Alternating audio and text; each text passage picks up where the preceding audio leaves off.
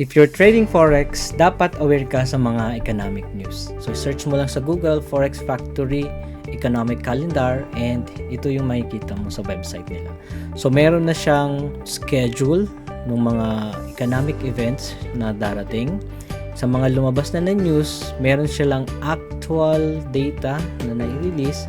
Sa mga parating pa lang, makikita mo pa lang yung forecast at saka yung previous na data. Now, meron din siyang details folder. So, mayroong konting background or definition ng event na paparating. And meron din siya doong news o yung mga insights ng mga analyst. Pwede mong i-filter yung currency. Halimbawa, nagtitrade ka ng US dollar, euro, AUD, CAD, and gusto mo lang makita yung inflation, employment, at saka interest rate or mga news from the central banks. And gusto mo lang makita yung high impact news. And then you click apply filter. And yun. Usually, iniwasan ko mag-trade bago dumating. And magti-trade lang tayo after lumabas itong mga news na ito.